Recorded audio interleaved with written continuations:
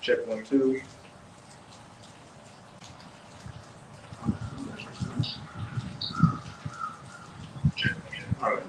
All right, Shalom. Shalom. This is the brothers of GMS New Orleans coming at you with another live camp. But before we get started, as always, we're going to give all praises, glory, and infinite honors to Yahweh, Ba'ashem, Yahushai, Ba'ashem, Rakakwadash. Double honors to the apostles and elders of Great Millstone who rule and teach well. And peace and salutations to you sincere Akim out there, pushing this word of truth and sincerity to the four corners of the globe. May you brothers and journey to the end. And to you few sincere Aqua diligently learning in silence. Shalom. Shalom. And hey, the topic for today's camp is just going to be the fame of the word, because we've had another situation where we've had to change locations, and it's been like that for pretty much the last year or so. And, I've heard brothers talk in other camps that they've had to change locations. We mentioned it a little bit on last night's camp that the brother in Vegas had his page cut. Apostle Tahar, YouTube saying, you've reached your daily limit of uploading videos. About a week ago, you had YouTube, shut down for about 1 million users. And I think the brother Amawang Gabar was saying that you could see the video on YouTube, but when you went to click on it, it wouldn't work. So we're not ignorant of Satan's devices, as it says in 2 Corinthians 2, verse 11. We know what all these little tricks and, agendas Esau is ultimately coming with, to lead to the fame of the word, where these videos are no longer going to be on the highways and byways, and then, these videos are no longer going to be online on any of these different platforms, or the men of the Lord are no longer going to be on the highways and byways. So, as we always tell you Israelites out there, you so-called Negroes, Latinos, and Native Americans, hey, the windows and the doors of mercy are quickly closing. So you better be drinking from these rivers of living waters while you still can, because that spiritual spigot is about to be turned off. And if you're going to be dehydrated in that day, then that's just what it's going to be. But we know that the majority of our people aren't going to get it, until that death by pain. But we're going to start it off with that sequel. This is Ezekiel 33 and verse 30, and it says, "Also, thou son of man, the children of thy people still are talking against thee by the walls and in the doors of the houses, and speak one another, everyone to his brother, saying, Come, I pray you, hear what is the word that cometh forth from Yahweh." And again, that's the majority of our people. Here we see these prophecies coming to pass in real time, to the point where the average everyday person is talking about it. Nero 47 is getting ready to come down in great wrath on you tribes with ICE and these troop deployments. World War III is on the horizon. We've got countries all across the planet talking about a digital ID, which we know is going to lead to the sea hit. But what? Jake is still taking this thing as a joke. Brothers still say, people come on the comment board saying, oh, the Latinos aren't the Northern Kingdom. Oh, the name is Yahusha or all that stuff, saying heathens can be saved. So, hey, that's just what it is. And, I saw another video the elder brother Ariana in the Dallas camp did on going into how, vengeance is of the Lord, but still F these people. Hey, we're coming into the times where those that didn't take heed of this word are going to die horrific deaths. And you brothers and sisters are going to see it. So, hey, don't feel bad for these people at all, because this word has been preached to them to the four corners of the earth through the unicorn and that internet. So there's going to be no cloak for their maliciousness when that judgment, finally opens up in full. Keep going on. This is verse 31, and it says, "And they come unto thee as the people cometh, and they sit before thee as my people, and they hear thy words, but they will not do them. Keep reading. For with their mouth they show much love, but their heart goeth after their covetousness." Hey, as it says, they hear thy words, but they will not do them. For with their mouth they shew much love. And you shalom, drive-by shalom Israelites, you jakes on the comments that know that there's a camp around you, but what? You're still fencing. You still, think you have a 5 or a 10-year plan. You really just don't believe. You think this is just entertainment. It's just a bunch of, silly black men with funny garments on. Or they think it's a religion. Mm-hmm. So they'll be like, oh, I used to be, like, Hebrew Israelite. Hey, used to be your nationality? That don't make no sense. That makes they never believe. That's like saying I used to be a human being. Yeah. What are you down? And this is verse 32, and it says, and lo, thou art unto them as a very lovely song of one that have pleasant voice, and can play well on the instrument, for they hear thy words, but they do them not. Read verse 33. Verse 33, and when this cometh to pass, lo, it will come, then shall they know that a prophet hath been among them. Point blank period. And when this cometh to pass, these prophecies, these great judgments of Jacob's trouble, and as it said, and lo, they will come, which, as we can clearly see, they're coming to pass as we speak. Then shall they know that a prophet had been among them. But for the majority of you, 2/3 of our people, at that point, it's going to be too late. The word's gone out. You didn't take heed. So what? The judgment has to come afterwards. But I know you said you were holding a precept. Other brothers hold precept? Yeah. Kind of. We'll just start with you and put out a line. 2 Ezra chapter 5, verse 1. Nevertheless, as concerning the token, behold, the day shall come that they which dwell upon the earth shall be taken in a great number, and the way of truth shall be hidden, and the land shall be barren of faith. And we're living in these days right now where they which dwell upon the earth are being taken in a great number.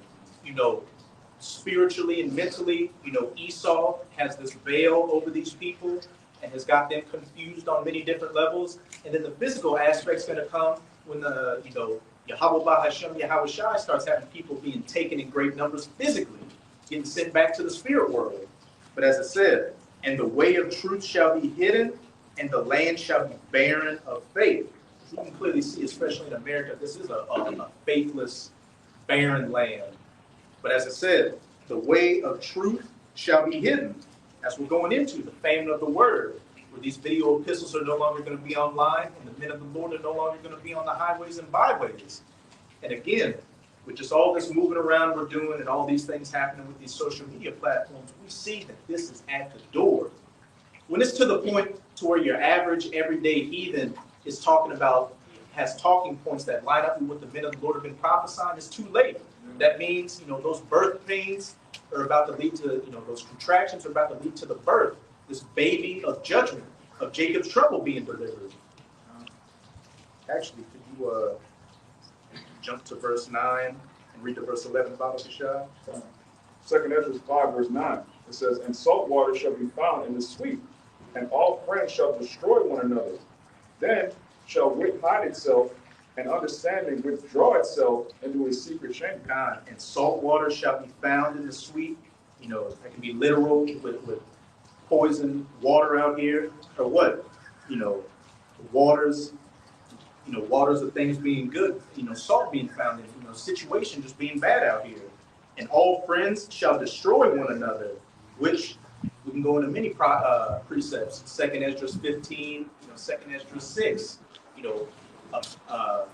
Friends shall fight against one another, and a man shall have no pity upon his neighbor because of the lack of bread and for great tribulation. We see this whole situation brewing with the SNAP benefits getting cut off on November 1st, and people already talking about, wilding out here. And then you got the then you got the civil unrest brewing out here with, these troop deployments and ICE, not just going after, illegal immigrants, but going after legal immigrants. They're starting to come after the Southern Kingdom. So everything is just, again, at the door of breaking loose. And, you still have the prophets out here preaching these things to you. But with each passing day, it's dwindling more and more to where the message is going to be completely cut off. And as it said, and then shall wit hide itself, and understanding shall withdraw itself into his secret chamber. Keep going. And shall be sought of many, and yet not be found. Mm-hmm. Then shall unrighteousness and incontinency be multiplied upon earth. Keep going. One land also shall ask another, and say, is righteousness that maketh a man righteous gone through thee? And it shall say, no, And when we get to that Amos, it backs this up. One land asking another, is righteousness that maketh a man righteous gone through thee? Do you have the truth? Do you have answers what's going on? And it shall say no. The fame of the word and just people just going on their own instincts out here, trying to survive, which is exactly what Esau wants. He's creating the chaos to bring about the order so that you people can ultimately get that C-hip in you. And as K. Schwab said, eat the bugs and be happy. But get some of y'all's precepts. Okay, that's the book of Ezekiel, chapter 3 and 26. And it reads, and I will make thy tongue cleave to thy roof of thy mouth, and that thou shalt be dumb, and shalt not be to them a reprover for their rebellious house. God. I got a little bit more. Verse 27, it says, but when I speak with thee, I will open thy mouth, and thou shalt say unto them, thus saith the Lord Yahweh, he that heareth, let him hear, and he that forbeareth, let him forbear for their rebellious house. Hey, what is it saying? I think Revelation 22, let the wicked still be wicked still. Let the adulterers still be adulterers still. Pretty much at this point, the only thing we can tell you is, look, hey, if you ain't changed up yet, you might as well just keep going along with it. Now, of course, as long as the prophets are still out, there's still a chance of repentance. But as we can see, our people are stiff-necked and hard-headed, and as I said, a rebellious house. So for the majority of you, we're just preaching to the wind, literally. But as it said in verse 26, and I will make thy tongue to cleave to the roof of thy mouth, that thou shalt be dumb, and shalt not be to them a reprover, for they are a rebellious house. The Lord is going to have it to where what? Spiritually, our tongue's going to cleave to the roof of our mouths, and we're not going to be preaching this word. Because you got to think about it. The men of the Lord are going to be on the run during Jacob's trouble too. So do you think brothers are going to be running around, having the garment on? It's like, hey, what's Revelation 13 and 16 mean? Oh, say, brother, give me the Strongs. That's not how it's going to happen. Which, can somebody give me a Jeremiah 3, start about verse 15 real quick? There will, anything's possible with the Lord, and there's some that are going to come in at the last moment, but you shouldn't be, putting all your bets on that, sitting on your leads. The men of the Lord will come across some people during Jacob's trouble, and the Spirit will be on them, to give them the word. But for the majority of you people, the only message we're going to have for you is, as it says in 15. Right backwards, Jeremiah 15. You can start at verse 1. This is the only message we're going to have for the majority of you. I'm right here. You want? This is Jeremiah 15 and verse 2, right? You start at verse 1 and read down 2 through, Father Bishop. I had it backwards. This is Jeremiah 15 and 1, and it says, then said Yahweh unto me, though Moses and Samuel stood before me, yet my mind could not be toward this people. And that's a heavy statement. The Lord said, though Moses and Samuel stood before me, the prophets, my mind could not be towards this people, because they gave, Israel gave Moses hell, Israel gave Samuel hell, and for the majority of those Israelites, what had to happen? Great judgment. Right? It's no different today. 2/3 of our people are giving the prophets hell. So what? The Lord can only come with that spiritual spanking. And it says, cast them out of my sight, and let them go forth. And it shall come to pass, if they say unto thee, whither shall we go forth? Then thou shalt tell them, thus saith Yahweh, such as are for death to death, and such as are for the sword to the sword, and such as are for the famine to famine, and such as are from captivity to the captivity. And for the majority of you, that's the answer you're going to get. Whither shall we go forth? What do we do? Such as are for death to the death, such as are for the sword to the sword. Hey, getting killed by these troops out here, whether foreign or domestic, such as are for the famine to the famine, starving to death out here, which, on top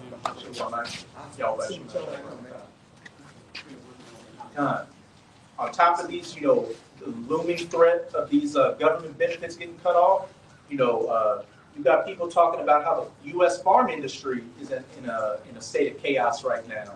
And then, of course, the elites are going to manipulate the supply chain to create artificial famines out here. So a lot of people are going to starve to death.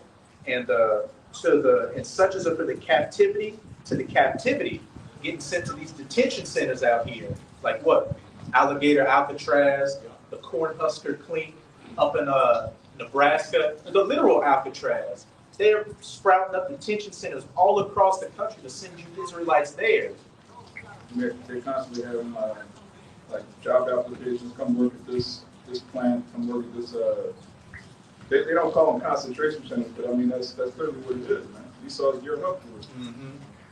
All the groundwork is being laid and it's been laid for decades at this point. Our apostles and elders always reference this lady who used to be in the U.S. Army back in the mid-'90s, talking about detention camps and concentration camps and mass death coming to the American citizen. And I think they said in that video she did, she was saying the motto of the NWO is going to be no mercy. And that's Yahweh Bahashem Yahushua speaking through the left hand. His sword, as David said in Psalm 17, verse 13, the wicked. So that's going to be no mercy. Yahweh Bahashem Yahushua is going to be bringing to you Israelites. Read verse 3. God, this is verse 3. And it says, and I will appoint over them 4 kinds, said Yahweh, the sword to slay, and the dogs to tear, and the fowls of the heaven, and the beasts of the earth to devour and destroy. So on top of famines and troops and civil unrest and race wars, you're going to have these animals out here attacking and butchering people.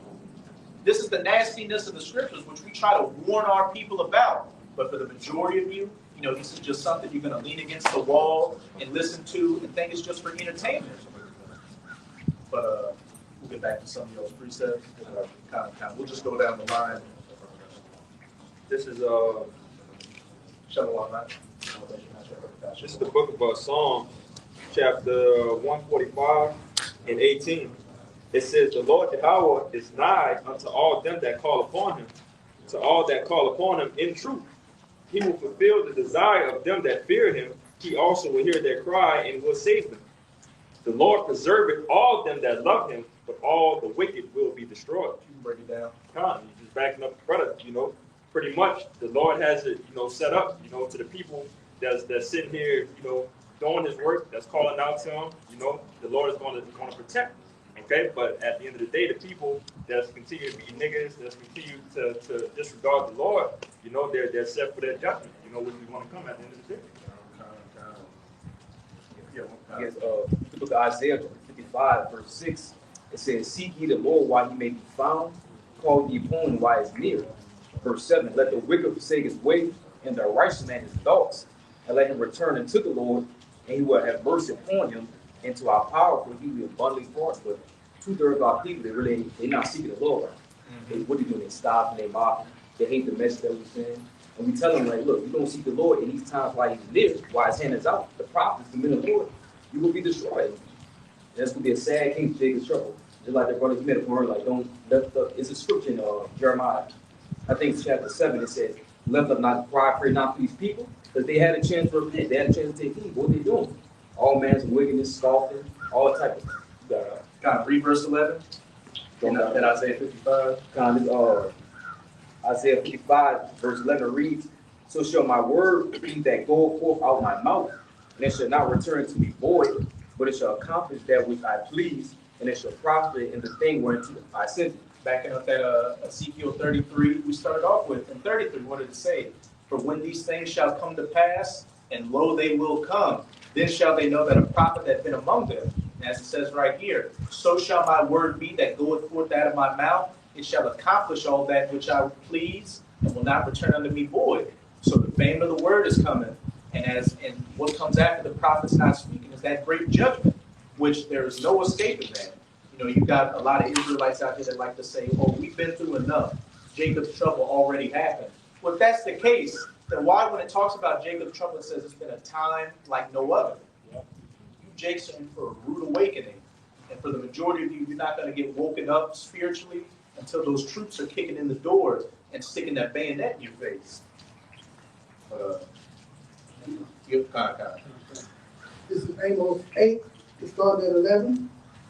Behold, the days come, said Yahweh power, that I will send a famine in the land, not a famine of bread, nor a thirst for water, but of hearing the word of Yahweh. And hey, that's the ultimate, fame of the word scripture. As it said, behold, the days come, which these days, you can say we're in these days right now. They just haven't fully manifested themselves. Because, you've got all these different things taking place to what? Make it harder and harder for the men to preach the word. Behold, the days come, saith the Lord Yahweh, that I will send a famine in the land. So that's coming too. A physical famine. Not a famine of bread, nor a thirst for water, but of hearing the words of Yahweh. Keep going on. Verse 12. And they shall wander from sea to sea, and from north even unto the east. They shall run to and fro to seek the word of Yahweh, and shall not find it. Backing up that 2nd Esdras 5. One land shall say to another, is wisdom gone through thee? And they shall say, no. Unless Yahweh Bahashem Yahweh Shai puts it to where you come across a man of the Lord. The majority of you people, once the word's cut off, like Michael Jackson, this is it. You're not going to find it, and you're going to have to navigate yourself through Jacob's trouble without knowledge, wisdom, and understanding to be your stability. So you're going to be completely unstable out here. Read verse 13 now. In that day shall the fair virgins and young men faint for thirst. Hey, not having those sweet waters. It's going to be salty in that day because you're not going to be able to find anything, and you're going to be spiritually dehydrated. You're going to have to get it how you live.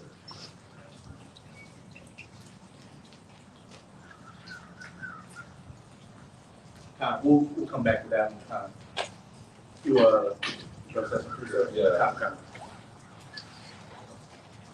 Yeah, this on Proverbs 1, and I'm gonna start at 24. It says, because I have called and ye have refused, I stretched out my hand and no man regarded. But ye have said not all my counsel and would none of my reproof. Which verse were you at? 24. Start at verse 20, Baba Kashah. This Proverbs 1 and 20, it says, wisdom cried without, she uttered her voice in the streets. Keep going. She cried in the chief place of concourse, in the openings of the gates. In the city she uttered her words, saying, how long, ye simple ones, will ye love simplicity? And the scorners delight in their scorn, and fools hate knowledge. Keep going. Turn you at my reproof. Behold, I will pour out my spirit unto you. I will make known my words unto you. Which is what Yahweh Bahashem Yahweh Shai is doing by what? Having his mouthpiece out here. The prophets making his words known unto you. And as it said in verse 20, wisdom crieth without, she uttereth her voice in the streets. She crieth in the chief places of concourse, in the opening of the gates. In the city she uttereth her words with what? The brothers out in the, the agora, these major places of concourse in these cities, which, we were at, downtown before that New Year's situation happened. But, you got brothers in the highways and hedges as well, out in the wilderness, out in places that are less populated, preaching this word. So there's really no excuse for you Israelites out here that say, oh, I didn't hear the word. What am I going to do? And, as we mentioned last night, with your Kendrick Lamars, your Kodak Blacks, these major, Jake celebrities that our people look up to, even they mention, the Hebrew Israelites. So this word has really gone out. So there's really no cloak for your maliciousness. That's why the judgment is going to be that horrific. Because as it says in, I think it's Luke chapter 9, he that knew my word shall be beaten with many. Oh, you got it? Get it. It's St. Luke chapter 12, verse 47. It says, I'm going to read in the KJV and in the NLT. It says, and that servant which knew his Lord's will and prepared not himself, neither did according to his will, shall be beaten with many stripes. And that's straight to the point. Whether you put your hand to the plow or you've heard this word, you know the will of the Lord. As it said in that Proverbs, 1 and 20 to 23, the Lord made his voice known unto you in the chief places of concourse and his wisdom crying within the streets. So, with that being the case, you're going to get beaten with many stripes. In the NLT, it says, a servant who knows what his master wants, but isn't prepared and doesn't carry out those instructions will be severely punished. Will be severely punished, point blank period. And as it says in 2 Ezra chapter 9, then shall they know it after death by pain. Death by pain to the nerve endings. You know, and it says in Isaiah 2 that I will put their strong delusions on them and their fears. So the very things you fear of going out by, that's more than likely how Yahweh Bahashem, Yahweh Shah is going to take you out. You're afraid a pack of dogs ripping you to pieces, probably going to get torn to pieces by a pack of dogs. You know, you're afraid of drowning, you're going to be on the run, you're going to have a bunch of troops or whatever behind you. The only thing in front of you is some deep-ass water. So you're going to have to make some hard decisions. But, Yeah, this back in that Proverbs chapter 1, verse 24, it says, because I have called and ye have refused, I have stretched out my hand and no man regarded. But ye have said not all my counsel and would none of my reproof. you can break it down too. Son, I will also laugh at your calamity. I will mock when your fear comes. Okay, because that's what those people are doing now. They're not listening to the Lord's words when he's preaching to his prophets.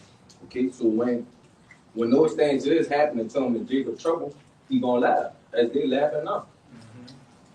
I'm gonna jump down to 28. It says, then shall they call upon me, but I will not answer. They shall seek me early, but they shall not find me. Okay, because that's when they're gonna decide to try to find out where the prophet's at. But by that time it's too late. What you got? You know, going back to that Jeremiah 15, whither shall we go? To the sword, to the famine, to the famine, to the death. That's going to be the only answer, you know, the majority you were going to receive when these things come to pass. But you hold one. Good. All right, this is Sirach, chapter 5, verse 7. Make no tarry to turn to the Lord, and put not off from day to day. For suddenly shall the wrath of the Lord come forth, and thou security, thou shalt be destroyed and perish in the day of vengeance. You can break it down. Yeah, so basically, seeing the times we're in, man, we in the end time, where all hell can break loose. If you want to be covered, ain't no put it on, man. You know, especially, man, while, hey, man, this truth is still being pushed out. You got to keep taking heed, you know, hearken. If not, they will be destroyed while all hell breaks loose. Straight to the point.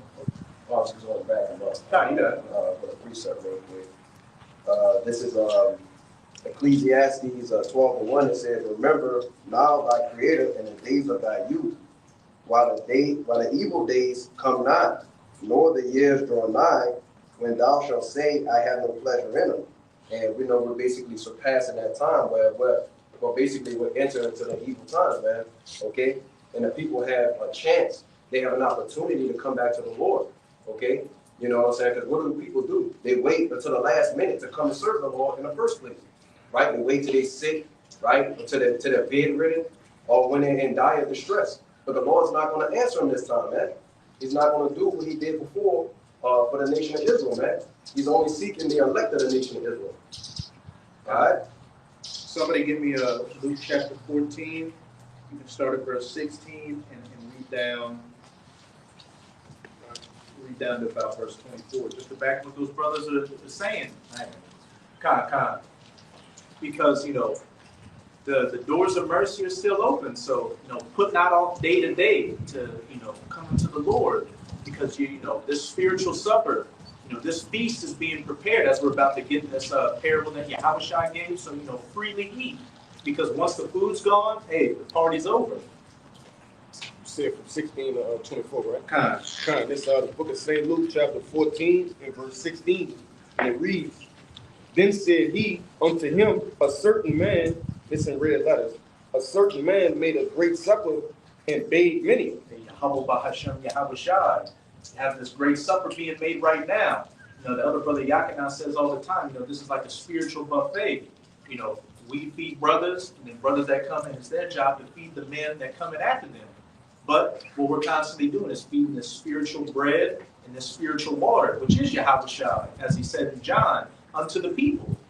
And Yahweh Shai's message is what? Well, Yahweh Bahashem, Yahweh Shai's message is what? Repentance. Come back unto me. Because, you know, there's no other way you're going to be getting out of this thing but through me. Audio's good? Yeah, we good. Verse 17, and it reads, and sent his servant at supper time to say unto them that were bidden, Come, for all things are now ready. Hey, it's ready right now. You know, brothers, some brothers are putting up their 3 videos a week. Some brothers are putting up 7 videos a week. Some brothers are putting up 3 videos a day, 7 days a week. So this word is constantly, somebody's gonna have to get that Psalms 19. This word is constantly going out, you know. We'll just get that Psalms 19. We start at verse 1. Real quick, just to back up the table, this Psalms 23 and 5. It says, Thou preparest a table before me in the presence of my enemies. Thou anointest my head with oil, my cup runneth over. And that's a beautiful precept. Thou preparest a table before me in the presence of my enemies. Going to Isaiah 19, this is this altar in the midst of Egypt that those that are crying and sighing unto Yahweh Bahashem Yahweh Shai are, you know, preaching from. And as it also said, God, it's all good. As it said, thou preparest a table before me in the presence of mine enemies. You know, what do you make upon an altar? A sacrifice. And our bodies are these sacrifices upon these altars, upon these tables, in the midst of our enemies, chain them down. Thou anointest my head with oil, which is this knowledge, wisdom, and understanding. My cup runneth over. So this cup is running over. Again, brothers are doing videos. We're doing our camp right now. Brothers are going to be doing videos an hour from now, 20 hours from now, all throughout the day at all times. So there's no excuse. The supper is open, and it's a free supper too. It's a all-you-can-eat buffet, and you don't have to pay $20.99 to get in. You don't have to pay $2,000. Bring us $1,200. Oh wait. Oh yeah. I want that thousand. You just didn't hear me.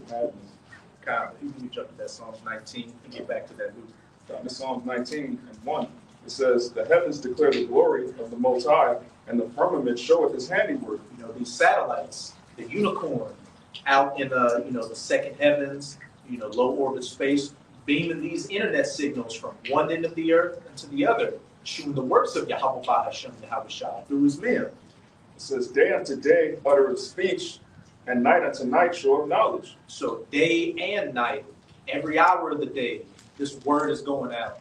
This cup filled with oil is running over. You got so much oil running over through the walk, you slip on it. That's how much oil is going out. Yeah, brothers, be in London, going live early in the day. It's the afternoon over there. You wake up, hey, brothers already live. You got some brothers that, wake up at 3 in the morning. They got work in a couple of hours, but the spirit's just on. It's like, man, I just got to do a lesson. Like, it's no excuses. It says, there is no speech, speaking of no excuses, there is no speech nor language where their voice is not heard. You got brothers in the Philippines speaking their language, brothers speaking Spanish, in sign language. Yeah, if you got a brother speaking in multiple brothers speaking in sign language, what are we doing? Right. And isn't that the brother in Holland too? So it's sign language in Dutch. What? You didn't take no excuse. It says, their line is gone out through all the earth, their words to the end of the world. In them hath he set a tabernacle for the sun. And when you're on the internet, what are you? Online. You're online. Their line has gone out through the earth, through the unicorn, through this worldwide web, this web or this net, like the fishermen, to catch, the elect of. And definitely read that verse 5, as it said, and their words unto the end of the world, in them hath he set a tabernacle for the sun. This knowledge, the knowledge of Yahweh Bahashem Yahweh Shai. Which is as a bridegroom coming out of his chamber, and rejoiceth as a strong man to run a race. Hey, going back to that parable, Yahweh Shai, we know he is that bridegroom gathering together what? The virgins with those lamps filled with oil, who are what? Waiting for the marriage, or what? The supper, as we're going into with this parable. And best believe those that are hearing the word, when they get that invitation to the supper, they're coming to it. But as it says in this parable, as it's going to go into, there are those that have made excuses, as the brother brought out, tarrying to turn to the Lord day by day. Kind of, you got it, then we'll get back to that, Luke. So it's Romans chapter 10, verse 18. But I say, have they not heard? Question mark. Yes, verily, their sound went into all the earth, and their words unto the ends of the world. Hey, have they not heard? Their sound has gone unto the ends of the earth, and their word. Yeah. I know you were holding one. It's Proverbs 22:3. It says, a prudent man foreseeth the evil and hideth himself, but the simple pass on and are punished. Because the shot you brought out in that Proverbs 1. How long the simple ones love simplicity? And then Kabal, you brought out the Sirach, 5:7. Yeah, because in your security, you're going to be destroyed. For what? Being simple. Because the word of the Lord, is going throughout the earth. Nobody want to take heed. You got it. And it said what a prudent man foreseeth the evil and hideth himself. Mm-hmm. That goes into what? The supper, being invited to the supper. I'm not going to deal with the things of the world, but what? I'm going to go into the safety of this house and enjoy this supper. You know, eating off the spiritual words of Yahweh Bahashem Yahweh Shai, being nourished therewith. Kind of back in St. Luke, chapter 14. I'm going to read 17 again. And it reads, it says, and sent his servant at supper time to say to them that were bidden, come, for all things are now ready. Mm-hmm. And they all with one consent began to move till I could make excuse. The first said unto him, I have brought a piece of ground, and I must needs go and see it. I pray thee, have me excused. Yeah, I got to pick up an extra shift on Saturday because I just bought this one-bedroom studio apartment that I need to pay the rent on. Keep going on.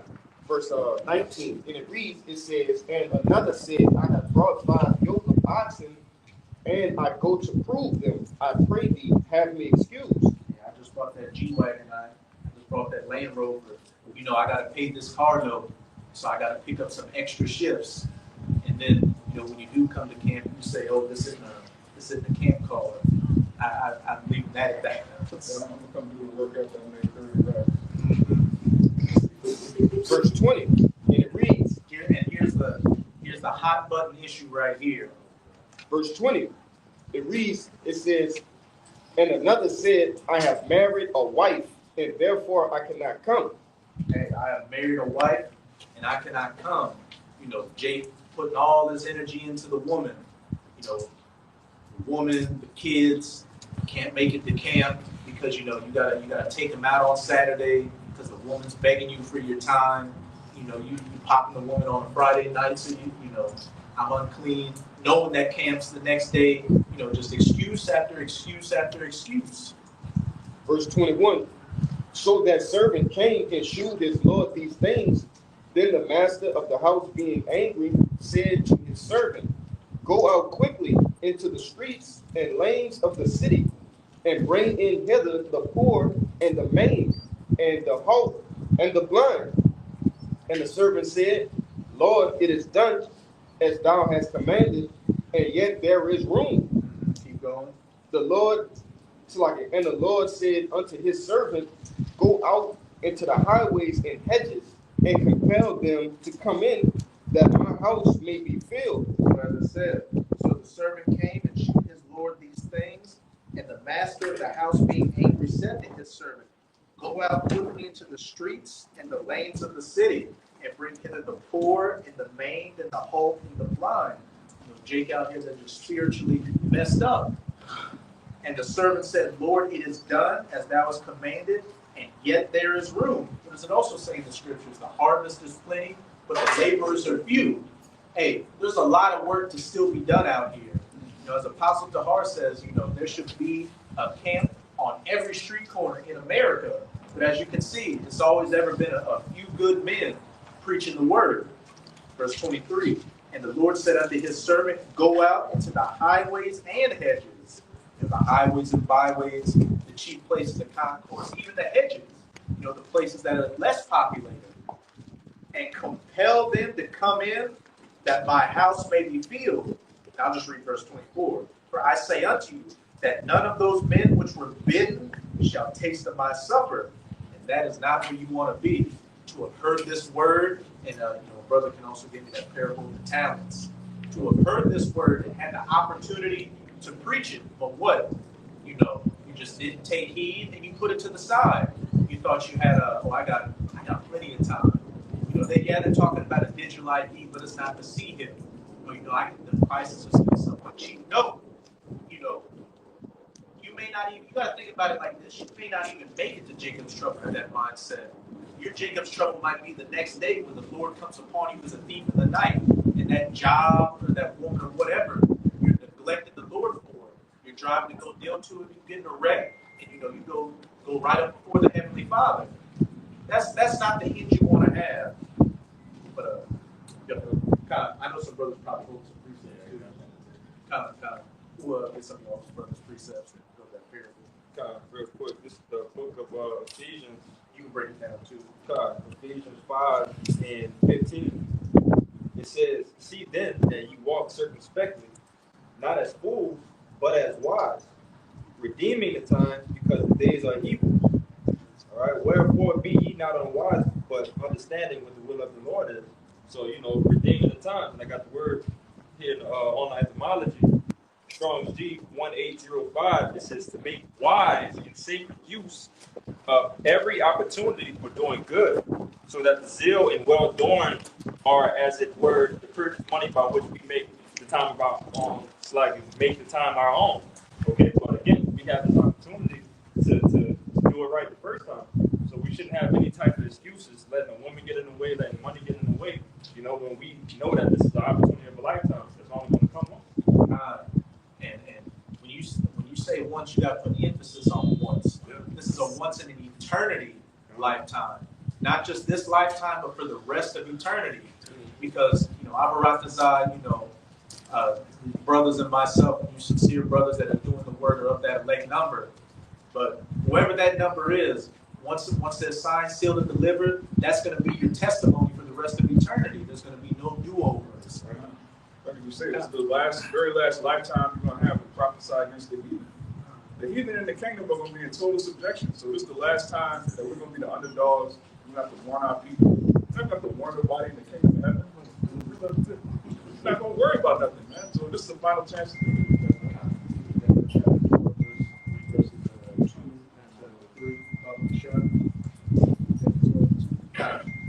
This is Daniel 12 and verse 2, and it says, "And many of them that sleep in the dust of the earth shall awake, some to everlasting life, and some to shame and everlasting contempt." And that dust represents confusion, which before we came into the truth, we were all in a state of confusion, calling ourselves by these bywords, believing in that American dream. But when we woke up, we came out of the dust. And as it says, and many of them that sleep in the dust of the earth shall awake, some to everlasting life. Those that were bidden to the supper and came to the supper and became, guests at the supper to enjoy that food, ultimately being of that elect number and being in the kingdom with that eternal memorial of righteousness. And then some to shame and everlasting contempt.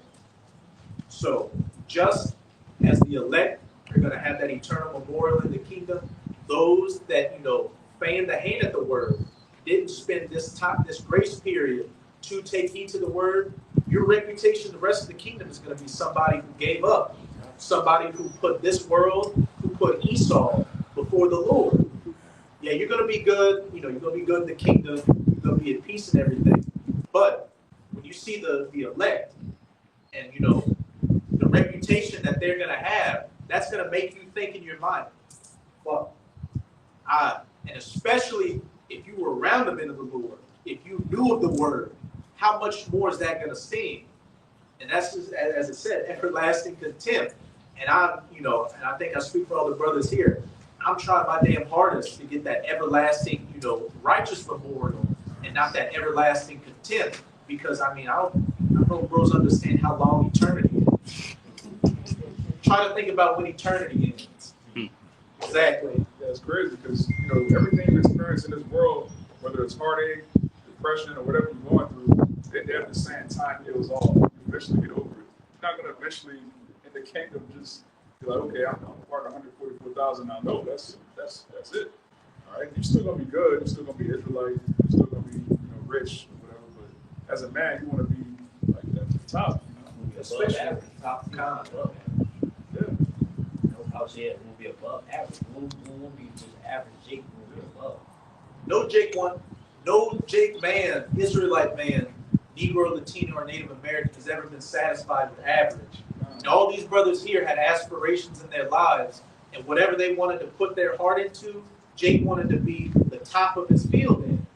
So now with this truth, the top king, the real master of the universe, put your heart towards it. All the 144,000, they all complete alphabet, top of the line. You're not fucking with that. Uber alphabet. Yeah. Go infinity man. Omni man. Exactly. All man. I can get a quick one for God, you got it. This is the book of Sirach, chapter 44. One of my favorite chapters. It says, let me get to the point. Sirach 44 and 7. It says, all these were honored in their generations and were the glory of their times. There be of them that have left the name behind them, that their praises might be reported. And some there be which have no memorial, who are perished, as though they have never been, and are become as though they had never been born, and their children after them. Right? So what side do you want to be on? All right, do you want to be on that side of waking up into contempt, everlasting shame, or do you want to be of those men who did it right and get the bask in the glory and serve with the Lord? But a little bit more, it says, but these were merciful men whose righteousness has not been forgotten. With their seed shall continually remain a good inheritance, and their children are within the covenant. Their seed standeth fast, and their children for their sakes. Their seed shall remain forever, and their glory shall not be blotted out. And we haven't gotten that far in there, so it's going to be a little spoiler since we brought up that show Invincible. There's a scene where the character Omni-Man is telling his son, thank Mark, because, Mark, if you watch the show, you got these characters called the Viltrumites, which are the Israelites. They're like the Supermen, a race of Supermen that go out conquering planets. And Omni-Man was sent to Earth to take over Earth. But then he had a son who's got the same powers, but he's lived amongst the humans. So he got, compassion for the humans. So, Omni-Man was trying to convince him, look, we live for thousands of years. He's like, the older we get, the slower we age. And he told him, in 500 years, what are you going to have that you care about? Everything's going to be dust. Right. You got to have that mindset in the kingdom. And I know you got to have that mindset right now. And I know you've been going heavily into that Matthew 19. When Peter asked Yahushua, what shall we get for forsaking everything now? Yahushua told him, look, those that forsake mother, brother, father, lands, wives, children on this side shall receive 100-fold in the kingdom. So whatever your desires have been, what is 100-fold of that? You can't even comprehend what that is. And another one, I believe it's in 1 John, when it said, when he shall appear, we shall be like him. God, you might have to get that one real quick. That's one of my favorites. And somebody get that Zechariah. It's in Zechariah 13 where it says the house of David shall be. You know which one I want.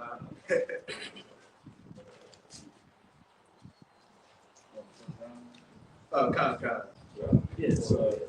It's 1 John chapter 3, and I'll start at the top. Behold, what manner of love the Father hath bestowed on us, that we should be called the sons of the Most High.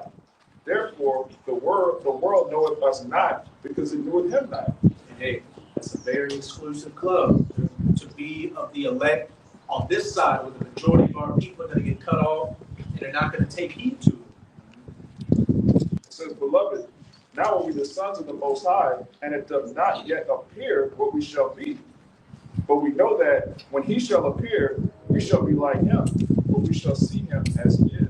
It does not yet appear what we shall be. Brothers are 5'8", 5'9", 5'3".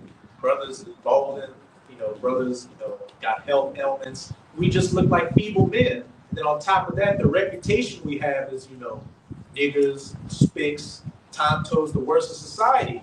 But within that, Yahweh Bahashem Yahweh Shai has his chosen men.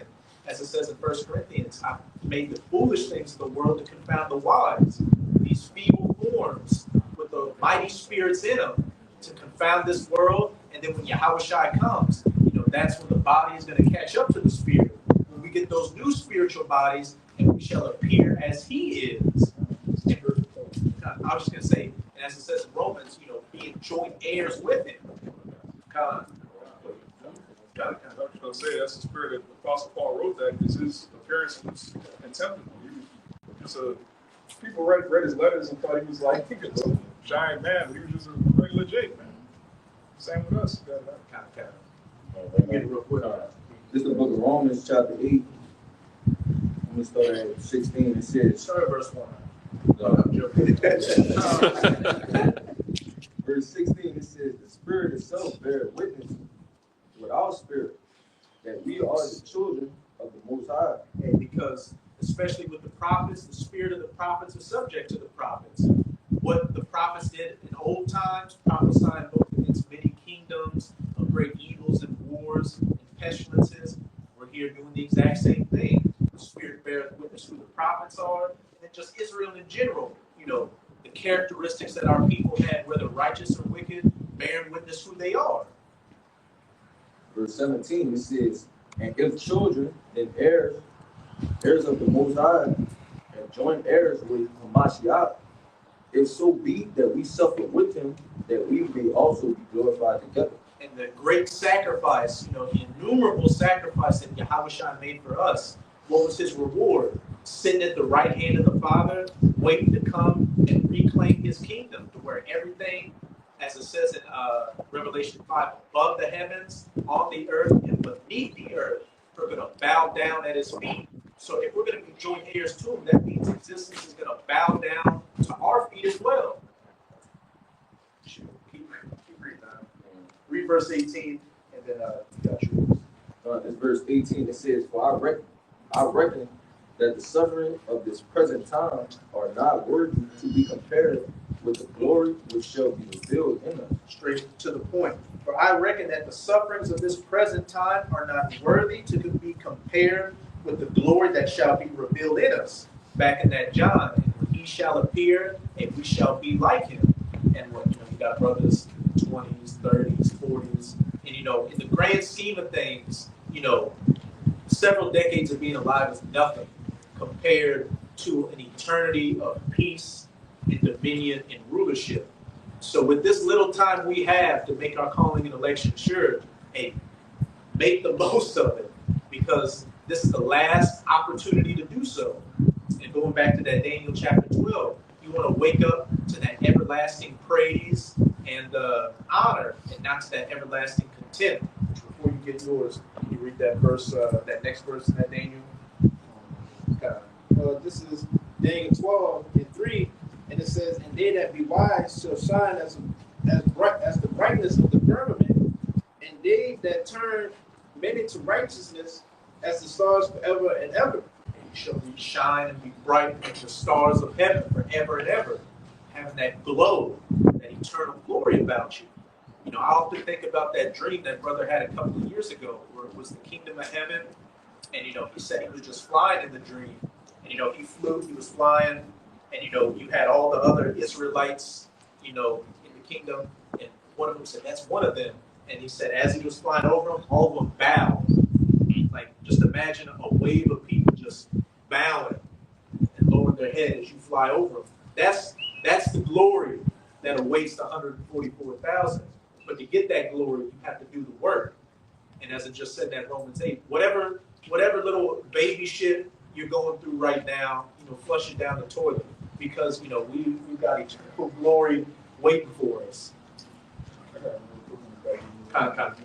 We'll get there.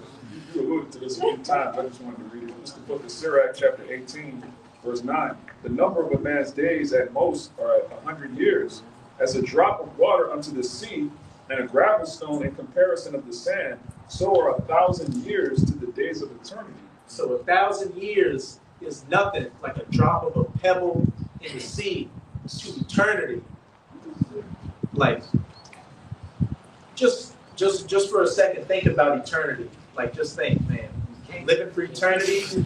But so that means, like, you know, if we're at that number, we're gonna be looking back 6 million years from now, being like, man, you remember when you had those braids in your beard? You remember when the brother did this? You know, the brother liked to eat 2 salmon plates. He was bugged out. With some salmon plates came with a piece. But you know, it takes a great deal of faith to even think about eternity. That's how we know these other camps ain't got it, man. The niggas, what was this, the Sakari, they said they're gonna die in the kingdom, we're not really gonna live. They had some nigga on the comment board that was like, yeah, I always knew eternity wasn't real, man. You would just get bored. Like, what the? You gonna get bored in the kingdom? Like showing you, the Lord set up these different camps to just attract reprobates, man. That's not gonna get bored in the kingdom. Not gonna have an iPhone. Yeah, lights out. I think his lights might actually be out right now. Wait, are we gonna have iPhones and laptops in the kingdom? Or that? Call up, brother. What you doing? Like, come on now. Oh, my battery's dead. Let me charge it. Or this. And whoever Jake that said this, you're an infamous Jake. You're gonna be one of those Daniel 12:2s that's gonna have that eternal memorial of contempt and shame, where you said, well, if the white man's in slavery, how are we going to have jobs in the kingdom? Oh my God! You're going to be a brother's grandson. We're going to find you. We're going to clown you. That's how it is. Hey, you remember you said that? You don't remember? We ain't going to get on him too hard, because, you know, Jake gonna have to live with that. Jake gonna have to eat that. But, you know, that's an example of you don't want to have that memorial going into the kingdom. Jake loves to grill, man. Jake loves to yeah. That's part of our culture. It's our culture, yeah. That's who we are. We're gonna clown you, but then it's all love. That's right. Yeah, some more thing. Yeah. This is the wisdom of Man's Solomon. about the bus over here. I see his feet shaking. This is the wisdom of Solomon 3:4, and it says, "For though they be punished in the sight of men, God, yet is there a hope full of immortality, and have been chastised and have been a little chastised, they shall greatly be rewarded. For the Most High proved them and found them worthy for Himself." You know, pretty much going into, you know, the men that's going and going through all these tribulations and chastisements. You know, it's a great reward behind that. You know what I'm saying? Because we all seeking for that immortality. You know, the righteous bodies. You know, the dominion of the kingdom and stuff like that. You know, we all get it. And it says, "As gold in the furnace, have you tried them and received them as a burnt offering? And in the time of their visitation, they shall shine and run to and fro like sparks among the stubble. And they shall judge the nation and have dominion over the people, and their lords shall reign forever." You know, this is, if I could say, running like sparks through the stubble, running through these heathens, running through them and making them spontaneously combust because you're running so fast by them. As I said, rule over the heathen. We're about to have all these nations underneath our feet for the rest of eternity. Look at how much wealth Esau got just ruling over one nation. We're going to be ruling over the other 17 nations, getting free labor for 1,000 years off of them. So imagine that wealth. then, you know, from us just being in the captivity and seeing how we being ruled, you know, in the back of Jake's head, they always saying, man, if I was in your position, I would have did it way better. So we're going to do it 10 times better and with righteousness and 100-fold for eternity. Hey, to back you up on Jake doing it better, you know, all of us got microplastics in our brain the size of a spoon. This nigga got microplastics and everything in your testicles. You know, you got turtles getting herpes, and this is the man that's in control of the earth right now. So imagine when Jake in righteousness is in control of the earth. Man, they already want that right now. Mm-hmm. Now everybody look at Jake, they say, oh man, they the salt of the earth. You know what I'm saying? Without us, it just would be bland. It would be like some unseasoned chicken. Nobody would eat that shit. That shit trash. And Esau, as much as Esau likes to say, go back to Africa, which we're not from Africa, Esau would never let Israel go, because that's where he gets his power from. Any nation that had Israel underneath them was becomes unstoppable. It's just the average loser out here. An Edomite that's worried about a 9 to 5 and his 401k. That's like, oh, niggas go back to Africa. Who's gonna watch the NBA without Jay? The NFL without Jay? Boxing, MMA, music. Who's listening? He saw make music, man. That's beautiful you said that, because even BG, the real BG, you know, he was saying, they were asking, so, you know, with AI, it's going to replace everything, right, with robots. And he was like, oh, yeah, you know, for manual labor and stuff like that, which is what you Edomites do. But he said, you know, for sports, we're going to still have people do that. Even he was like, I don't want to see robots play sports. I want to see Jake play sports. Yeah, Jake running the Jake, giving aneurysms, concussions, and all of that. That's they need to love, man. But BG, even his daughter's got a Jake right now, so you just threw in your own kingdom. You saw. Yeah, the Rothschilds, his daughter too. You know, with the damn rapper from the third wheel, man. From down here. Did they kill him? Did he had a He's still alive. Jay Electronica, he's still alive. Oh, okay. They take care of business. How you, the ruler of the planet and the people you oppressing is giving it to your daughter. That ain't gonna happen in the kingdom. Edomites aren't even gonna see Israelite women. That'll be the last thing you ever see. Yeah, your eyes will keep seeing. Butts. You know what I'm talking about. You see an Israelite woman by accident, you're gonna pluck out your own eye. That's how serious it is. Hey, it's like my boy said in Reservoir Dogs. He was like, if you kill me in a dream, you better wake up and apologize. If you see an Israelite woman in your dreams, you better wake up and apologize. You gotta look at Edom, freak ass, he ain't looking for no one. They're gonna be looking for Jay in the kingdom. They're gonna be trying to look underneath the garment. That's the reprobate that's ruling over. Don't bow that close to me, man. Back up. That's what that. This You know what that was? the book of Sirach, chapter 10 and 30, and it reads, it says, the poor man is honored for his skill, and the rich man is honored for his riches. He that is honored in poverty, how much more in riches?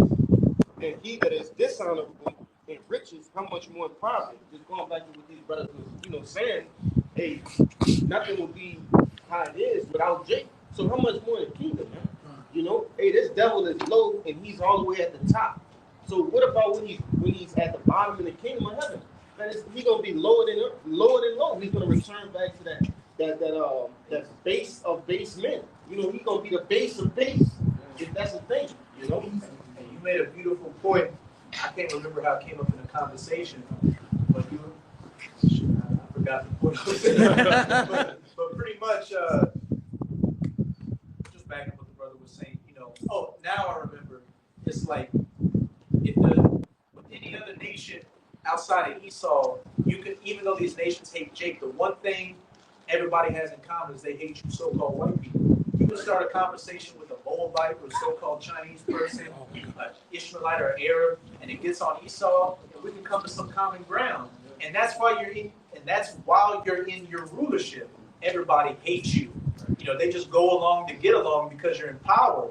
But as the brother brought out in that Sirach, when a man who's in riches is hated in those riches, when you're in your poverty, you're going to be looked at as less than nothing. Yeah. All the heathen, they're going to see what we do to Esau, and they're going to be grateful to Yahweh Shai that they're not Edomites. Even though they're going to be beneath us, they're still going to be over you. It's the same way, like when slavery was in its heyday, these heathen were like, look, at least I'm not a nigger. I'm oppressed, I'm broke, but I'm not like this nigga right here. In the kingdom, they're gonna be like, damn, I'm fucking old white, but at least I'm not an Edomite. All these punching his at least I'm a Moabite. And if I can say it real quick, and they're gonna go even harder on you Edomites because they're still gonna be getting into slavery, but they'll be like, man, I followed your red ass looking down on the children of Israel, and now they're beating the shit out of me because of you. Everybody's going to be wanting a piece of Esau in the kingdom. Especially Amalek. Oh, yeah. Oh, Amalek is going to be the worst. And they're the most evil. Hey. People hate Amalek now. Oh, yeah. When you go to the comments of these videos, like, the small hats, everything. the chosen people, like saying it mockingly. Giving praises to the Austrian painter. Yeah, and even people like around us, you know, so you walking by, you just hear like regular conversation. That's the name that they bring up the most. You know, I hate them when I'm you know, stuff like that. People be pissed at him. Oh, yeah. You don't need the bricks out of him, like, bro.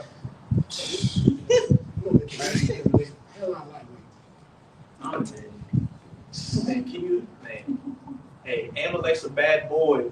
Amalek's got that dog in him when he's going against women and children. So And dogs. So imagine, as we talked about before, the kingdom is going to be worse than Esau's worst nightmares because it's going to be a bunch of 14-foot jakes with big beards and afros, yoked out like the Hulk with spiritual powers And authority. and a kind. That's the Edomite's worst nightmare. A strong Jake with a beard and authority. You can't tell him nothing. Because he really longs he longs for our souls. It's not enough for him to have all the wealth in the world. He wants to be able to tell Jake, do this, believe that. I'm trying to, you had that one Edomite, vocab Malone. He's obsessed with getting Jake to go back to Jesus. That's his whole, he's dedicated his whole life to try to get Jake to go back to plantation Christianity, which you dedicated your life to try to upset prophecy. You finished. You're a true enemy of the cross. Yeah. Right. Which I know you like that one in Baruch, so hold that for me. The enemies have surely seen your shame, so that so shall they see your glory. But y'all brothers hold anything? Y'all can tell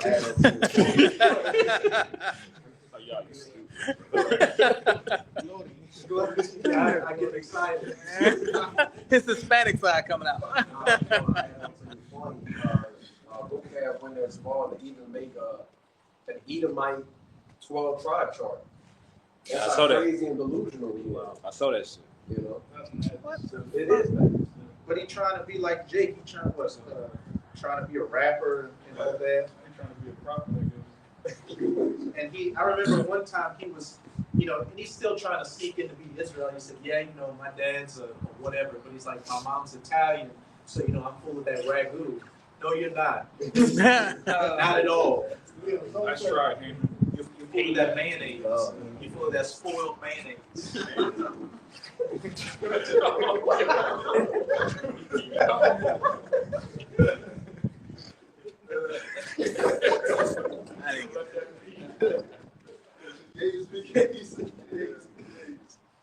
But y'all brothers got yours pretty set.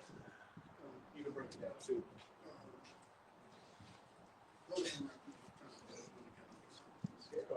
No, I'm nervous. I'll try to get it together. I'll grab this real quick. Going into the brothers, what you said earlier, basically being likened unto King David. This is Zechariah 12 and verse 8. It says, "In that day shall the Lord defend the inhabitants of Jerusalem, and he that is feeble among them at that day shall be as David." So the feeblest among Israel is going to be as David. And when we go into David and his mighty works, he was unstoppable. He was invincible. It said he hopped over walls like he had hinds feet. He could bend iron bows. The elder brother Yakina brings up all the time when the apostles went to a museum that had some ancient artifacts. There was a shield, David's shield, and he said David was on the shield doing a headlock to a lion, and he said David on the shield looked like the Hulk.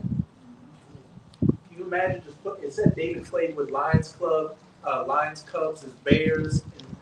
And so for fun, David was playing with bear cubs and lion cubs. Swing.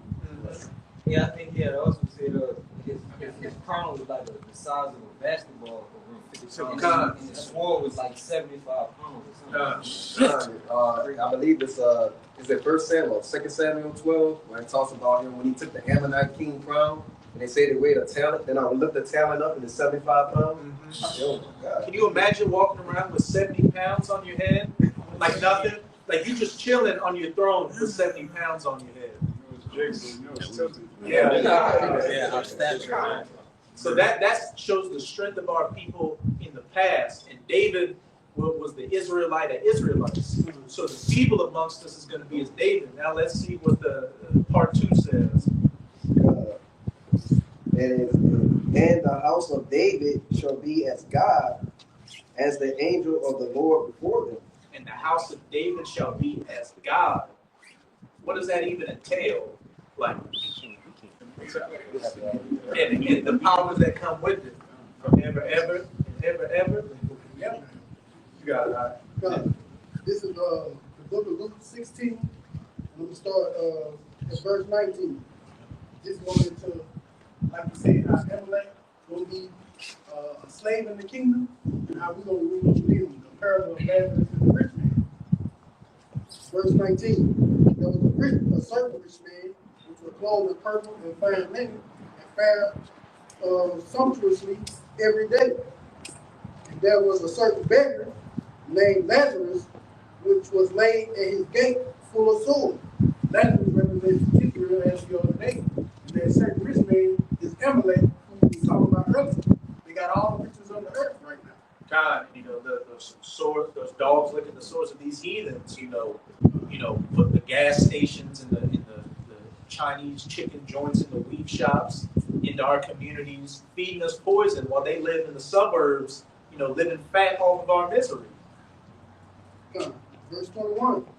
Desiring to be fed with the crumbs which fell from the rich man's table. Which is what Jake gets, from the lowest Jake even to the highest Jake. You have some of these Jake celebrities that are worth hundreds of millions of dollars, but what's that to a trillionaire? I mean, trillion doesn't even compute with these elites. When you control the earth, your wealth doesn't have a number on it. Yeah. They don't even have millions. So look at Kanye West. He went from a billionaire to a millionaire overnight. How can you do that? You have billions of dollars. Talking against the rich man. No, I was just gonna say he really didn't even have access to his money. Really. That's the type of things that Esau does with his contractual stuff, the fine print. So that's a lot of these folks.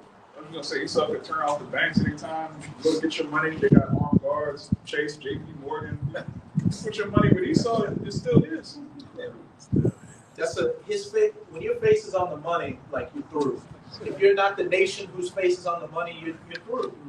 And just to back up what that brother was saying, like this, our people that are so-called successful have made it. It's all an illusion. Because how do you have money but you don't have access to the money?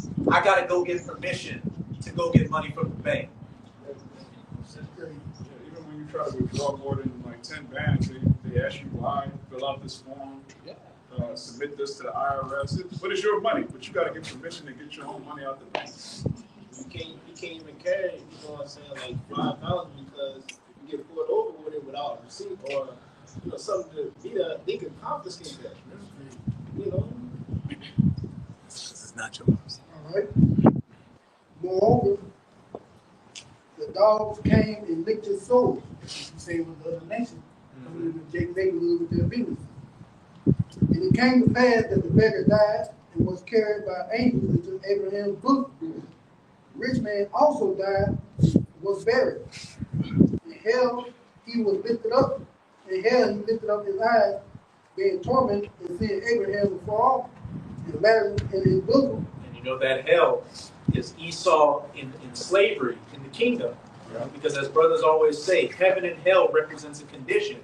When you're in your heavens, you're in rulership. When you're in hell, you're in the condition we're in. Verse 24, and he cried and said, Father Abraham, have mercy on me, and send Lazarus that he may dip the tip of his finger in the water and cool my tongue. And that's Esau begging for mercy in the kingdom, which is going to be no mercy. You just forget about begging.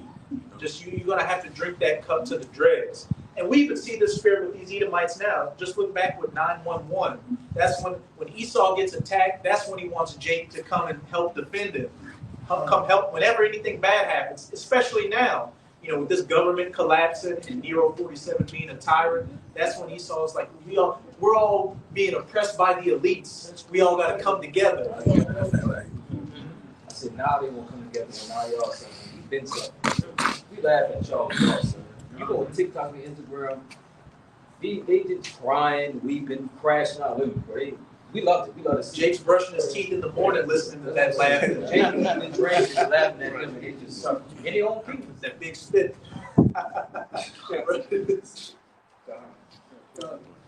Why I am tormented. Oh. That was you. Oh, you keep reading down. For I am tormented in this flame. That flame is that very intense and cruel slavery that they're gonna go through. Double of what we got. And you see, and we still don't even know half of the stuff that Esau did to us in the past and is doing to us now. So in the kingdom, he's going to get double of what we got, which, he's going to wish to get the slavery that we got compared to what he's going to get. We still don't even know we're eating. We find out every other day that there's something else in the food. The devil's got a lot to pay for. Honestly, I think? I pray this isn't the case, but I bring it up all the time. I feel like he makes these Bibles out of pork paper. I wouldn't be surprised when you find that. Wow, what do you think on it? That's true. I never thought of it. This devil has soap made out of swine. Yeah. Toothpaste is what? Toothpaste, The bristles of the toothbrush. God damn. He's obsessed with swine. Vegan brush. They go back to the toothbrush. You gotta get a vegan brush and finish. Me and Captain Jake vegan brush.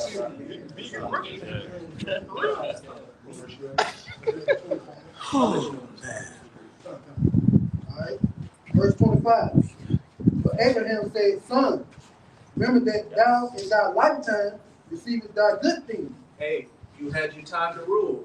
You had the fatness of the earth, the dew of heaven. And I gotta say, Esau had a good run. You were ruling as the Greeks. You had the Roman Empire. And for the last 500 years or so, you've been kicking everybody's ass. Having more than, the majority of people on this planet could ever hope for. So, what do you got to complain about? Hey, as we always say, to you Edomites, you so-called white people out here, hey, max out your credit cards, do as much blow, go do a backflip out of an airplane with a parachute full of balloons or something. Whatever you got in your mind, go do it. Because once we get our hands on you, hey, if you breathe funny, you're going to get put down. All right. And likewise, that is evil thing. Us in our captivity, and Jake, one thing that can be said is Jake drank that cup. Jake took that shot and, with a straight face. Straight talk about Like Denzel Washington in that movie Glory when he was getting whipped. He had a straight face and that tear was just coming down. But now he is confident and thou art tormented. And us in our heavens and you in your hell.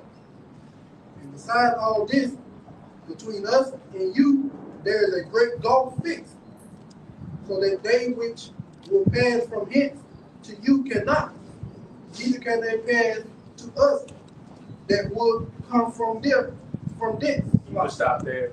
That great gulf fixed, like even which it wouldn't be the case, even if the Israelite wanted to help you like that, there's no reason to or no will to. We're not even going to be the same species of beings. We're going to be extraterrestrial beings. You're still going to be a man. A man. Lord said he's going to put his spirit on us. Yeah. So you ain't getting no help. Jake not angry enough right now. No, right. You just know a little bit of what this devil's done. Right. And Jake ultimately has compassion. But even in the ancient world, the Lord told us to smite everybody, just put everything down. Jake leaving this person alive. Jake not angry enough, man. The Lord, that's why, as the brother said, the Lord said he's going to put his fury on us. They're going to know my fury. The Lord's going to use us as his the same way he's using you Edomites right now to punish us. He's going to use us to punish you. Hey, this real quick, this St. James. That's the spirit. Reveille. The cavalry. Let the cavalry come in. And the cavalry's about to come in. This St. James chapter 2, verse 13, it says, "For he shall have judgment without mercy, that have showed no mercy, and mercy rejoiceth against judgment." Right? So, devils, if you treated us fairly, But y'all like to say, oh, we ended slavery. Y'all should thank us. We took y'all from Africa.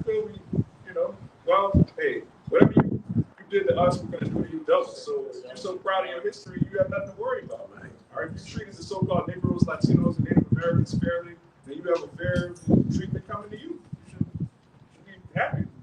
Yeah, why do you always feel so guilty about your past if you said you didn't do anything wrong to us? Right. And that's why Trump went into the museum, the Smithsonian, and did what he did. Yeah, to take erasing the history of slavery, because that's one thing they always say about slavery in America. That's America's original sin. This whole country was built off of the great robbery, murder, and even until this day, the blood, sweat, and tears of our ancestors, all the way until us. And as I said, the brother Kaya's favorite precepts in Wisdom of Solomon, they made our life a marketplace and a place for gain. Everything is designed to just be a parasitic suck off of the children of Israel. I got a precept real quick Yeah. to back you up. This is James 5. You can break it down. I'm just gonna go straight to the point. In 5, it says, it's talking about Esau. It says, "Ye have lived in pleasure on the earth and been wanton. Ye have nourished your hearts as in a day of slaughter." Verse 6, it says, "Ye have condemned and killed the just," going into the Israelites, man. Giving us, a hard bondage. You know what I'm saying? Basically, breaking our backs in, man. And literally killing us, man. And then the rest of the scripture says, "And he doeth not resist you." Man, we ain't even did you nothing. You know what I'm saying? But you still after us. You won't let us basically have any peace, man. So the Lord's gonna have to bring that peace. All right? It reminds me of what Charleston White said in that video a couple of weeks ago. He's like, everybody hates the so-called white man. The only best friend you got is the nigga in America, and you treat him like shit. I'm still holding that for root, but they got something a little bit lower if you want to grab it. Kind of. We'll go to that Baruch. You got that 2 Thessalonians? Read that real quick. We'll go back up. Book of 2 Thessalonians 1, verse 6. "Seeing it is a righteous thing with Yahweh to recompense tribulation to them that trouble you." Backing up what the brother brought out in James. Seeing it as a righteous thing, it's a good thing, a great thing with the Most High to recompense tribulation to them that trouble you. So it's a righteous thing for the Lord to, Yahushua to come back, take you Edomites down, set up his elect, and us ruling over you. That's just and fair. It says in the law, what, an eye for eye, a tooth for a tooth. So all this, only somebody that knew that they screwed over people should say everybody should come together and let's forgive and forget. Right. That's something a guilty man would say that doesn't want to receive his recompense. Right. Well, your recompense is exactly what you're going to receive. And as we've been saying, it's going to be double. And as it says in Lamentation, you're going to drink that cup. It's going to be passed down to you. And you're going to drink it to the dregs. Like some old English, you're going to drink that scuttle at the bottom. You're going to have to take it to the head.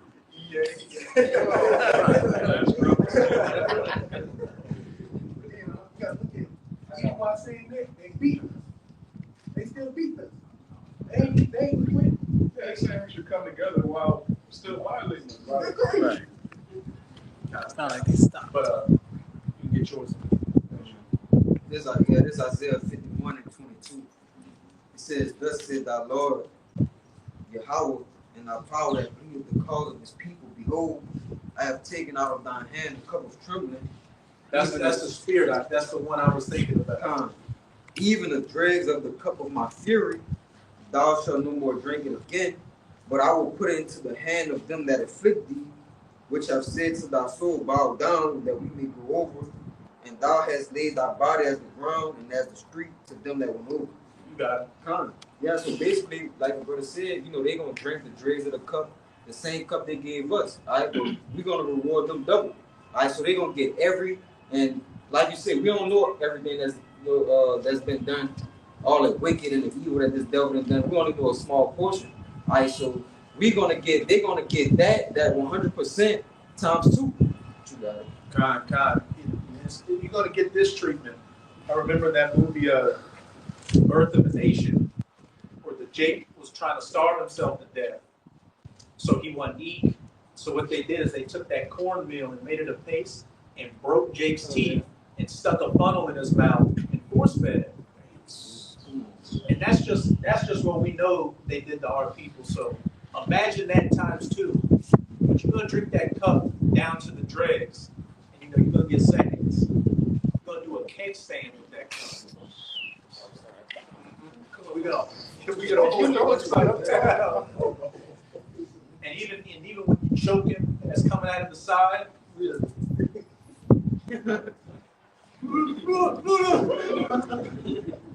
gonna be a lot of lamentations and you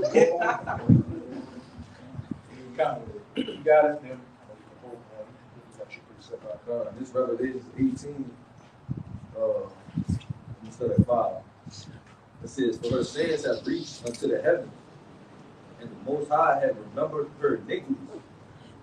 Reward her even as she rewarded you, and double unto her double according to her works.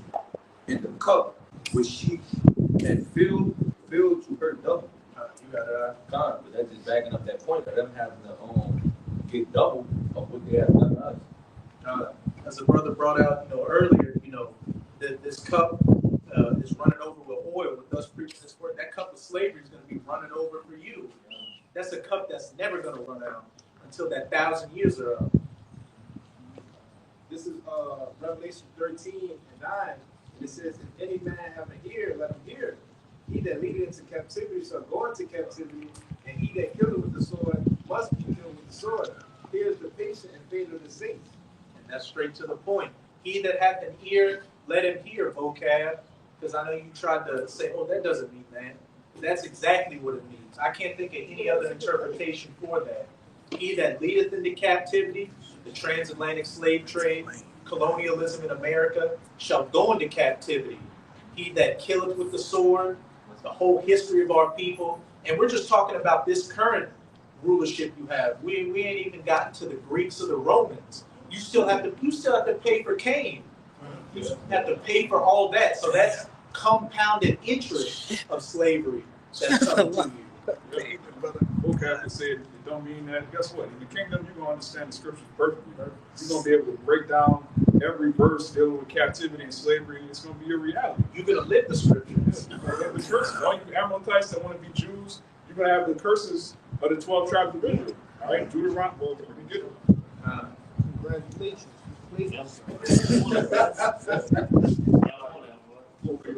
Isaiah 60. I'm in Isaiah. Isaiah 60. You can start verse 10. Huh? 37. Yeah, 37. This is Deuteronomy 30, verse 7.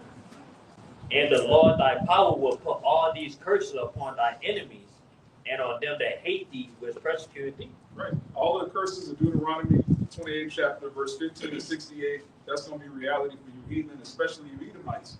All right. You're going to have people over you, ruling over you, telling you what you can eat, what you can't eat. All right. You're going to have to go to your enemy for everything, the one of everything. All right. You're going to be a Jew. You're going to have the curses of the Israelites. All right.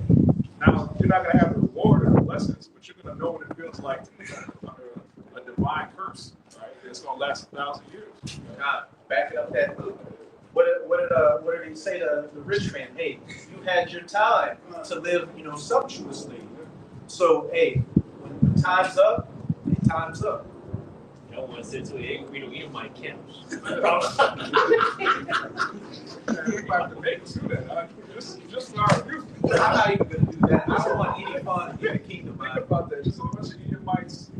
Like, look, we'll be coming out. All praises to whatever weirdo Molech they worship, man. No, that didn't be our guy. You can do that on your plantation. But on my plantation, you're going to have to smile. I want to see you smile. No matter, even if you're getting beat, you got to smile. Oh, no. See, I told you, when I told you last time, I said in my plantation it's going to be illegal to smile.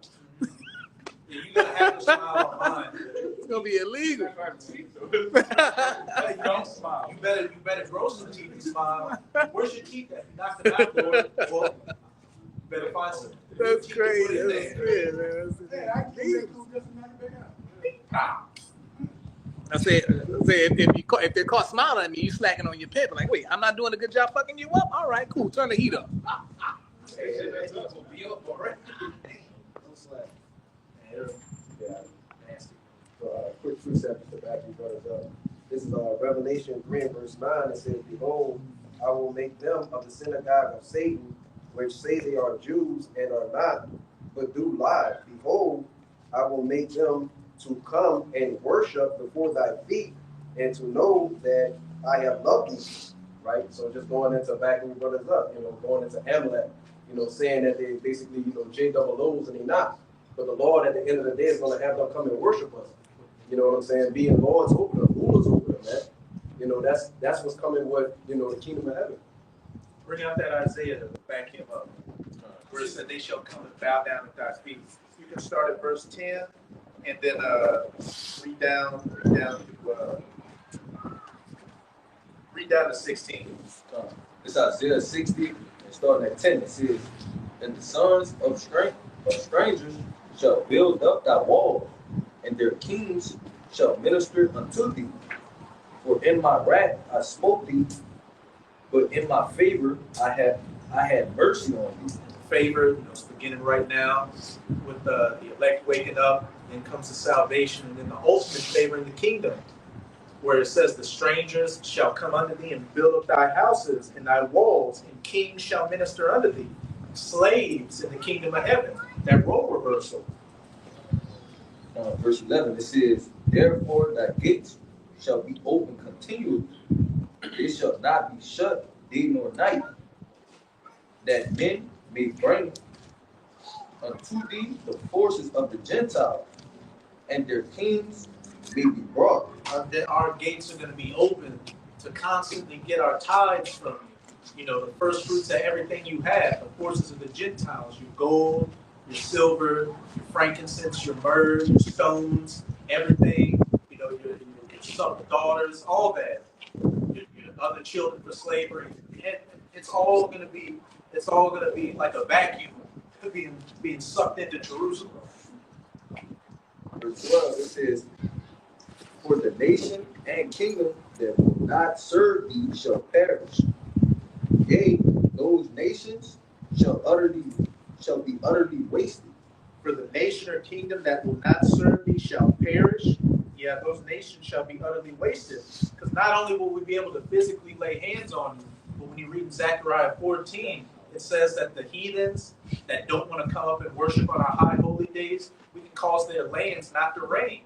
We're going to be able to cast angels on you to curse you, control the weather. Everything these elites do on the left-hand side with their technology, we're going to be able to do with spiritual powers. There's going to be no escape. And it's going to be done in righteousness. It's not going to ruin the earth like it's else. Verse 13, it says, "The glory of Lebanon shall come unto thee, the fir tree, the pine tree, and the box together, to beautify the place of my sanctuary, and I will make that the place of my feet glorious." Keep going, and this is the point to back what the brother brought out in Revelation 3. Verse 14, it says, "The sons also of them that afflicted thee shall come bending unto thee, and all they that despise thee shall bow themselves down at the soles of thy feet, and they shall call thee the city of the Lord, the Zion of the Holy One of Israel." As that brother brought out in Revelation 3, it says, those that say they are Jews and are not shall come bending down and worshiping at your feet.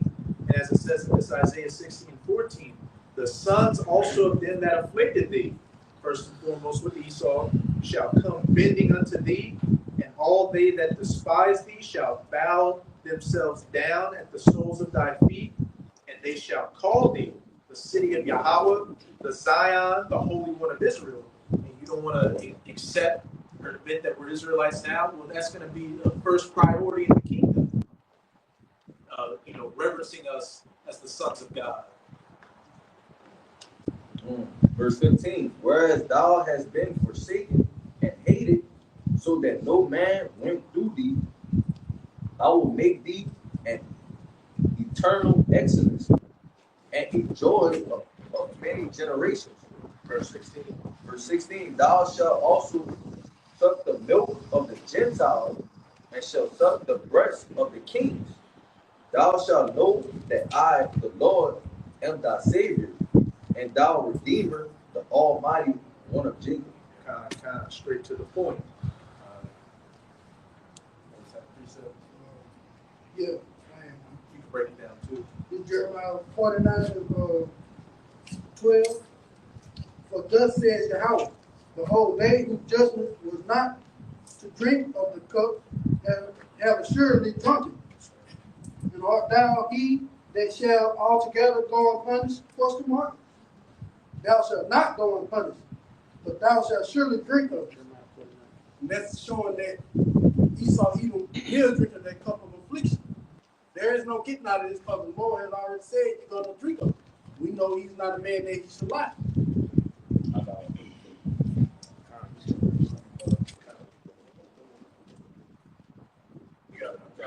This Isaiah 14 and 2. It says, and the people shall take them and bring them to their place.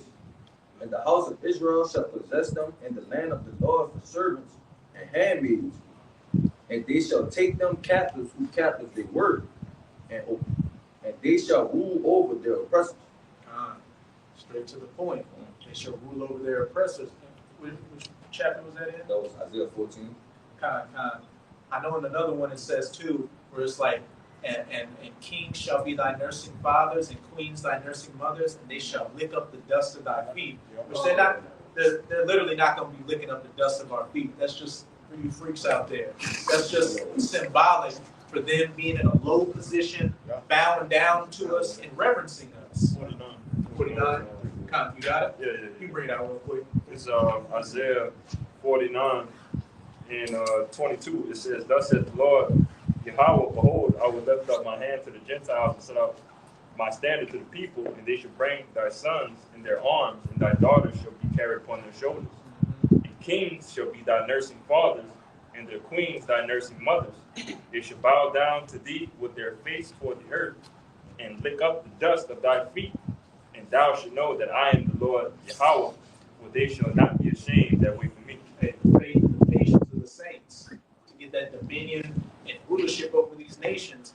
And hey, you Rothschilds, you Rockefellers, you hidden families that we haven't seen or heard the names of. There's going to come a point to where you're going to be on all fours on your face worshiping us. As hard as that is to believe. Hey, seeing is believing, you're definitely going to see it.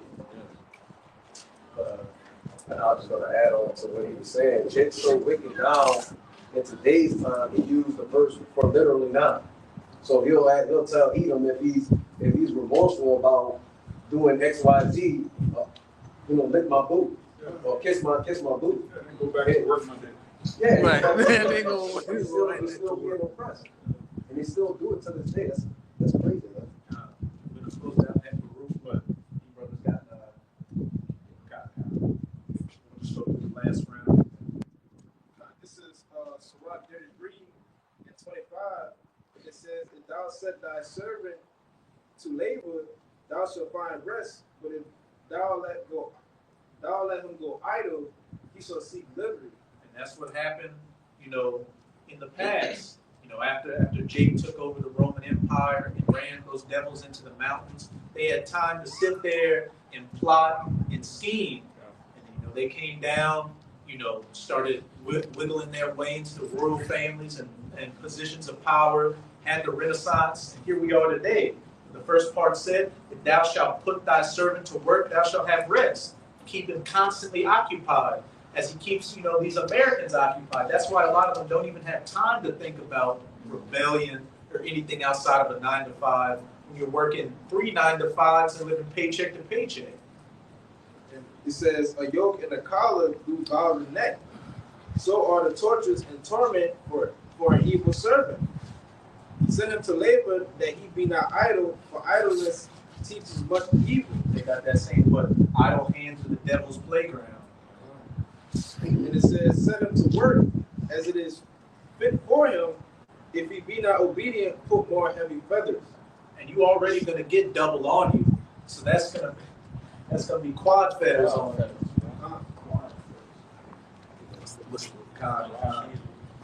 You're gonna have to be, this is me, you're gonna have to be doing that pickaxe breaking rocks, but you're gonna have those, you know how they used to put the ball and chain? You're gonna have them on your wrists, but you're gonna have to find a way to break rocks. And that's even if I want to give you a pickaxe, some days I'm gonna be like, hey, use your fists to break the rocks.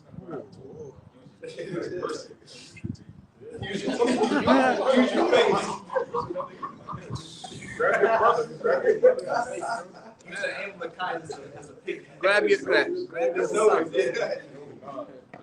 The nose says the animal.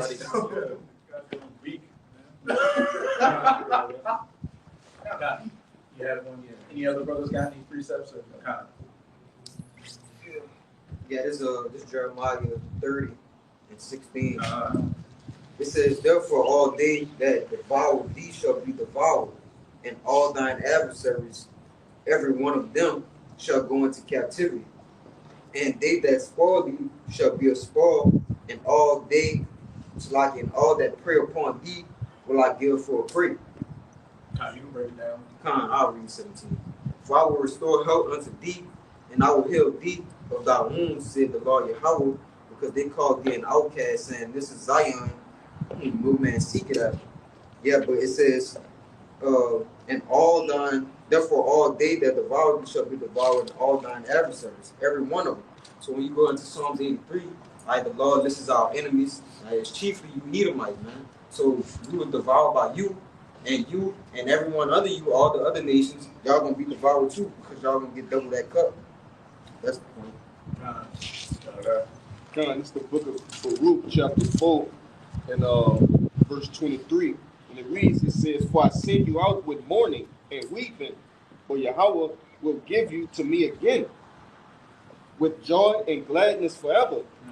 Like as now the neighbors of Zion have seen your captivity, so shall they see shortly your salvation from our power. And that's beginning right now, you know, as it says in Psalms 50, and I will put them in order before you.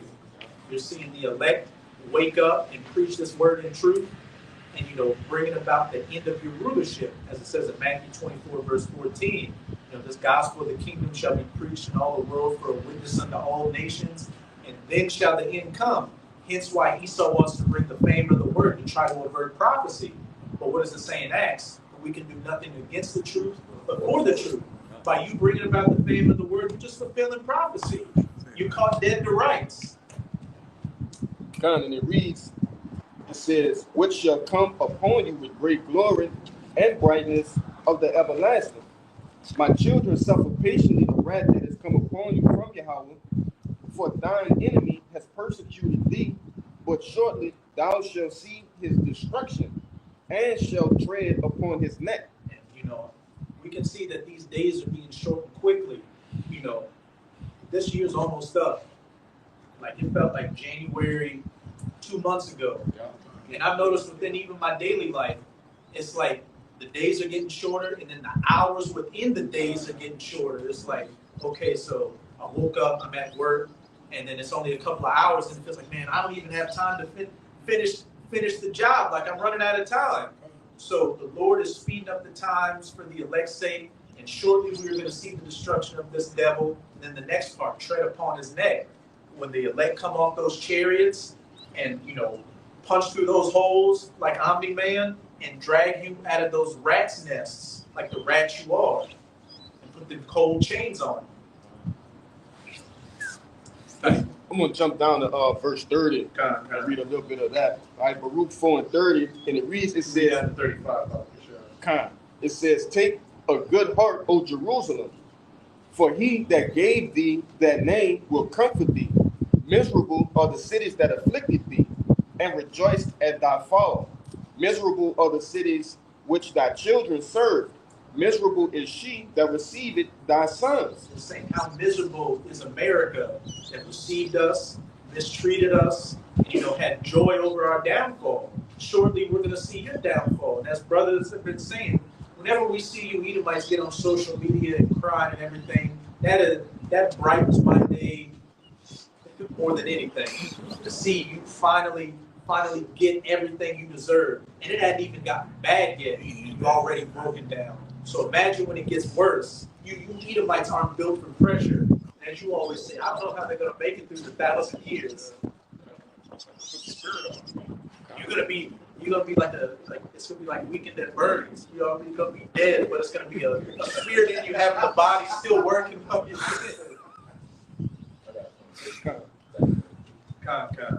Verse 33 it says, for she rejoiced at thy ruin and was glad of thy fall, so shall she be grieved for her own desolation. For I will take away the rejoicing of her great multitude, and her pride shall be turned into mourning. Exactly what we're seeing. This is an Edomite lady I was watching the other day, and she literally looked like a corpse talking. That's how bad she was looking. She was like, "This ain't America anymore. We ain't supposed to be struggling like this." Hey, bitch. That's what it is, and that's what it's going to continue to be.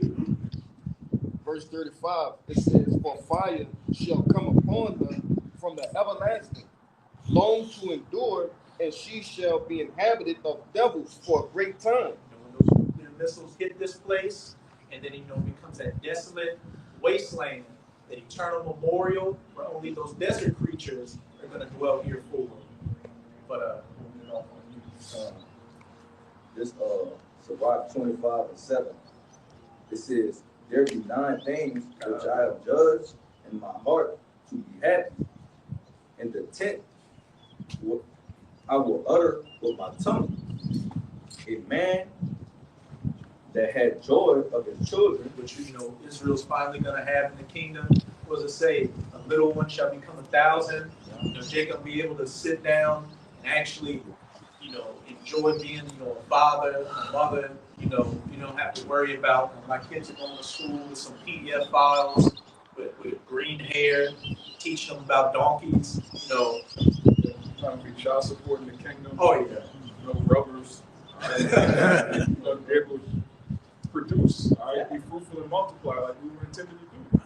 Children are all going to be righteous. All of them. Princes and princesses. Everything you ever wanted to do, you're going to be able to do it and then some.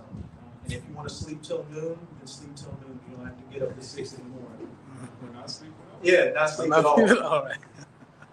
it says, and he that liveth to see the fall of his enemy. Straight to the point. He that liveth to see the fall of his enemies. And we're seeing the beginning of that fall right now. And from here on out, it's going to get sweeter and sweeter watching you suffer more and more. Okay, so with that, we hope sincere Akim and Akwak are edified by another live camp. But before we get out of here, as always, we're going to give all praises, glory, and infinite honors to Yahweh, Bahashem, Yahweh Shai, Bahashem, Rakakwadash. Double honors to the apostles and elders of Great Millstone who rule and teach well. And peace and salutations to you, sincere Akim out there, pushing this word in truth and sincerity to the 4 corners of the globe, being brothers enduring to the end.